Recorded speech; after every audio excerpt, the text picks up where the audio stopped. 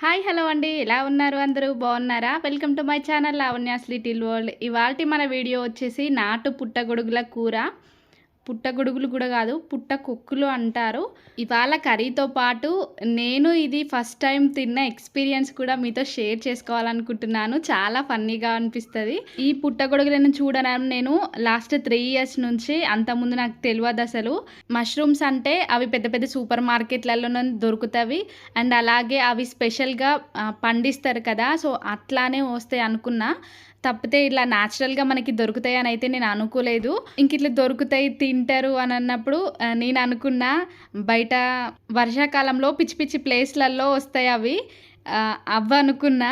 నాకైతే చాలా భయం అనిపించింది అవి తింటారా అని. ఎందుకంటే అవి పాయిజన్ అది ఇది అని అంటారు కదా. ఇంకా వాళ్ళు చెప్పినా కూడా నమ్మకం కుదరలేదు. నేను యూట్యూబ్లో సెర్చ్ చేసిన, అలాగే గూగుల్లో కూడా వెతికి వీటిని చూసిన తర్వాత అప్పుడు కొంచెం నమ్మకం అనిపించింది. అండ్ ఇవి ఎక్కడ పడితే అక్కడ రావు అండ్ అలాగే ఎప్పుడు పడితే అప్పుడు కూడా రావు. ఈ మష్రూమ్స్ అనేవి చాలా స్పెషల్. మనకి తెలుగు కార్తెలు ఉంటాయి కదా, ఆ కార్తీ సందులో వస్తాయి. అంటే కార్తీ అంటే 15 డేస్కి ఒక కార్తీ మారుతుంది కదా. సో ఆ 2 రోజులలోనే మారే 2 రోజులలోనే ఇవి వస్తాయి. అండ్ వర్షం కూడా పడాలి.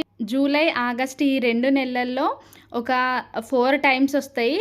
అవి కూడా ఎక్కడ పడితే అక్కడ నేల మీద రావు. మంచి ఎర్రమన్నుతో ఉన్న పుట్టలు ఉంటాయి కదా, వాటిపైన వస్తాయి. మీకు ఎండులో కూడా ఆ క్లిప్ ఒకటి పెడతాను చిన్నది. వీటి గురించి ఇలాగా మొత్తం విన్నప్పుడు చాలా ఇంట్రెస్టింగ్గా అనిపించింది. అలాగే తినాలని కూడా కొంచెం క్యూరియాసిటీ పెరిగింది. ఈ మష్రూమ్స్ ఎలాగా మన పల్లెటూరులో వండుకొని తింటారో నాకైతే తెలీదు. వీడియోస్ కూడా ఎక్కడ నాకైతే దొరకలేదు.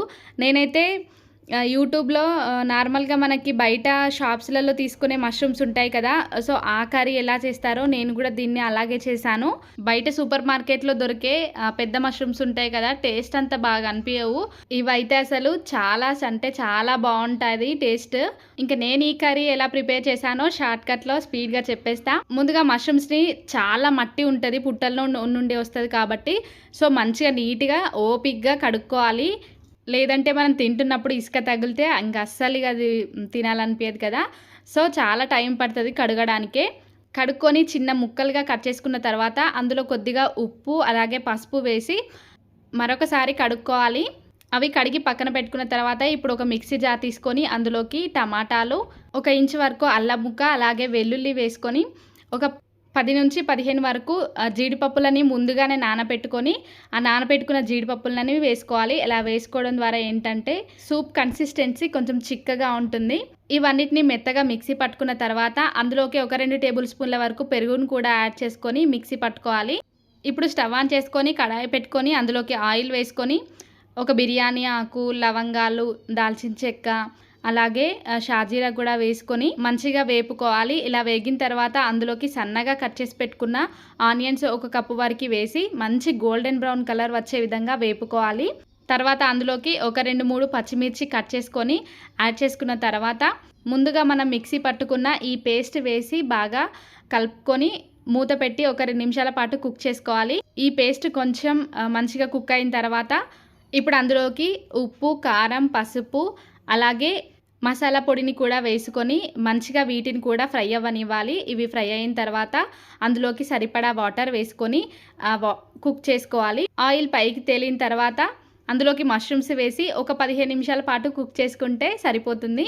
ఇంకా లాస్ట్లో అలా పైన కొత్తిమీర చల్లుకుంటే ఎంతో టేస్టీ అయినా అలాగే చాలా హెల్దీ అయిన మష్రూమ్ కర్రీ రెడీ అయిపోయినట్టే.